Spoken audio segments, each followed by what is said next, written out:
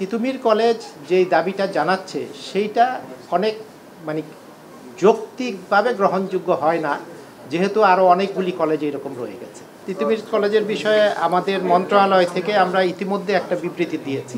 এর পিছনে একটু যাই, যখন 7 কলেজ নিয়ে আন্দোলন হচ্ছিল তখন আমাদের উপদেষ্টা মহোদয় 7 কলেজের ছাত্র প্রতিনিধিদের সাথে একটা সভা করেন। সভা করে সিদ্ধান্ত নেন যে 7টা কলেজ নিয়ে একটা বিশ্ববিদ্যালয় করার ব্যাপারে আমরা একটা কমিটি করব, হাই পাওয়ার কমিটি করব। সেই অনুযায়ী একটা কমিটি করা হয়েছে ইউজিসির চেয়ারম্যান মহোদয়কে নেতৃত্বে। সেই কমিটি কাজ করছে। এখন একটা বিশ্ববিদ্যালয় করার জন্য কিছুটা সময়ের প্রয়োজন হয়। সেই সিদ্ধান্ত নেওয়ার 2-1 দিনের মধ্যেই আবার তিতুমীর বলল যে তারা আলাদাভাবে একটা বিশ্ববিদ্যালয় চায়। যমুনা স্মার্ট রেফ্রিজারেটর, স্মার্ট লাইফে স্মার্ট রেফ্রিজারেটর। এখন আলাদাভাবে তিতুমীরের বিশ্ববিদ্যালয় হওয়ার যে দাবি, সেই দাবির যৌক্তিকতা তো প্রমাণ করতে হবে। কারণ হচ্ছে যে তিতুমীরের মতো আরও অনেকগুলি কলেজ আছে, ঢাকা শহরে আছে, ঢাকার বাইরে আছে। যে কারণে আমরা শিক্ষা মন্ত্রণালয় থেকে গত শনিবারে একটা বিবৃতি দিয়েছি যে আমরা 7 কলেজের যে দাবি সেটার প্রতি সরকার সহানুভূতিশীল, কিন্তু তিতুমীর কলেজের এইটাকে আলাদাভাবে একটা বিশ্ববিদ্যালয় করার বিষয়টা আরও অধিকতর পর্যালোচনার দাবি রাখে এবং সেটা সহানুভূতির সাথে কমিটি বিবেচনা করবে। এর ধারাবাহিকতায় গতকাল ওইটা আবার ছাত্ররা প্রত্যাখ্যান করেছে। এর ধারাবাহিকতায় গতকালকে আমাদের উপদেষ্টা মহোদয় একটা বক্তব্য দিয়েছেন টেলিভিশনে। সেখানে উনি একই কথা বলেছেন যে তিতুমীর কলেজ যেই দাবিটা জানাচ্ছে সেইটা অনেক মানে যৌক্তিকভাবে গ্রহণযোগ্য হয় না, যেহেতু আরও অনেকগুলি কলেজ এরকম রয়ে গেছে।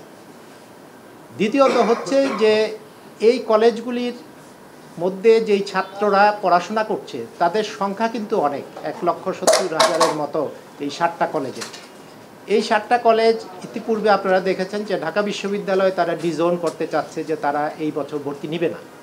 তো ভর্তি না নিলে যেই নতুন ছেলেগুলি ভর্তি হবে তাদের ভবিষ্যৎ কী হবে, 1-2 নাম্বার হচ্ছে যে যারা এখন পড়ছে তাদের পরীক্ষাটা কিভাবে হবে সেগুলিও সরকারকে ভাবতে হচ্ছে। সুতরাং এই সব কিছুকে বিবেচনায় নিয়ে তিতুমীরের যেই ছাত্ররা আন্দোলনে আছে তাদের প্রতি আমরা সহানুভূতিশীল, কিন্তু সাধারণ ছাত্ররা চাচ্ছে যে তাদের পড়াশোনা যেন নির্বিঘ্ন থাকে, তাদের পড়াশোনা যেন এই ধরনের আন্দোলনের ফলে ক্ষতিগ্রস্ত না হয়। সুতরাং সরকার সেটাকেও লক্ষ্য রাখছে। আমাদের সাথে ইতিমধ্যে ইউজিসির পক্ষ থেকে একটা প্রপোজাল আমাদের কাছে এসছে যে অন্তর্বর্তীকালীন সময়ে যে যতক্ষণ পর্যন্ত একটা আলাদা বিশ্ববিদ্যালয়ের সিদ্ধান্ত না হয় ততক্ষণ পর্যন্ত কিভাবে এই বিষয়টাকে মোকাবেলা করা যায়।